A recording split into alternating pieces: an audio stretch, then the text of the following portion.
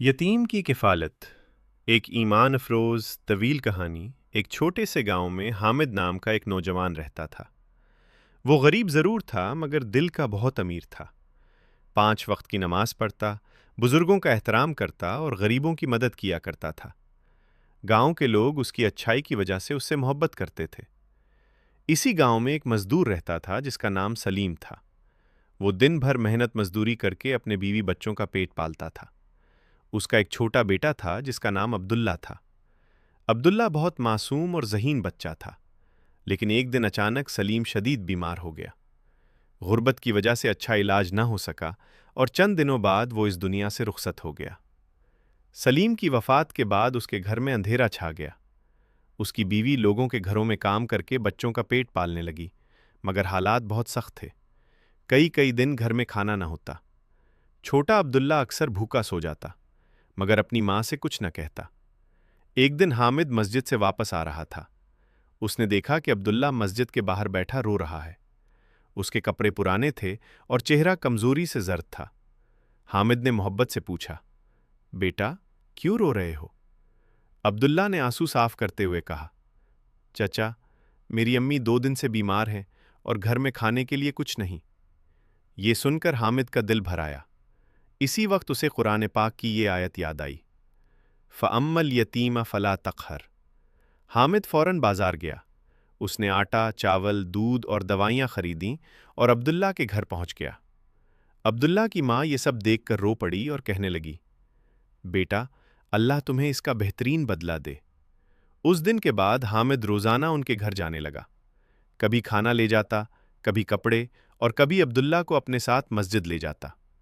وہ اسے قرآن پڑھاتا اور اچھی باتیں سکھاتا۔ گاؤں کے کچھ لوگ اس سے کہتے، تم خود غریب ہو پھر دوسروں پر اتنا خرچ کیوں کرتے ہو؟ حامد مسکرا کر جواب دیتا، میں اللہ کی رضا چاہتا ہوں۔ یتیم پر رحم کرنے والوں سے اللہ محبت کرتا ہے۔ ایک جمعہ کے دن امام صاحب نے مسجد میں حدیث سنائی۔ محمد نے فرمایا، انا وکافل الیتیم فی الجنت ہاکدا، اور آپ صلی اللہ علیہ وسلم نے اپنی 2 انگلیوں کی طرف اشارہ فرمایا۔ یہ حدیث سن کر حامد کی آنکھوں میں خوشی کے آنسو آ گئے۔ اس نے دل میں عہد کیا کہ وہ عبداللہ کو کبھی اکیلا محسوس نہیں ہونے دے گا۔ وقت گزرتا گیا۔ حامد نے عبداللہ کی تعلیم کا انتظام کیا۔ وہ خود محنت مزدوری کرتا مگر عبداللہ کی کتابیں ضرور خریدتا۔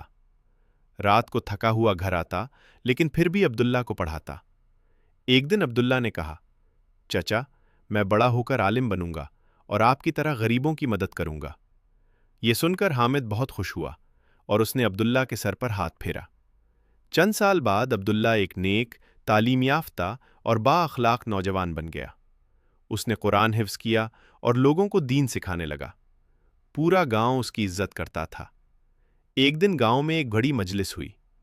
عبداللہ سب کے سامنے کھڑا ہوا اور کہا، آج اگر میں اچھا انسان ہوں تو اس کے بعد اللہ کے میرے چچا حامد کا سب سے بڑا ہاتھ ہے۔ انہوں نے مجھے یتیمی کا احساس نہیں ہونے دیا۔ یہ سن کر حامد کی آنکھوں سے آنسو بہنے لگے۔ گاؤں کے لوگ بھی بہت متاثر ہوئے۔ اللہ تعالیٰ نے حامد کے رزق میں برکت عطا فرمائی۔ اس کی عزت بڑھ گئی اور لوگ اسے محبت اور احترام سے دیکھنے لگے، کیونکہ اس نے ایک یتیم کی کفالت کر کے اللہ اور اس کے رسول صلی اللہ علیہ وسلم کی تعلیمات پر عمل کیا تھا۔ سبق: یتیموں کے ساتھ محبت اور نرمی سے پیش آنا چاہیے۔ یتیم کی کفالت جنت کا راستہ ہے۔ اللہ تعالیٰ رحم کر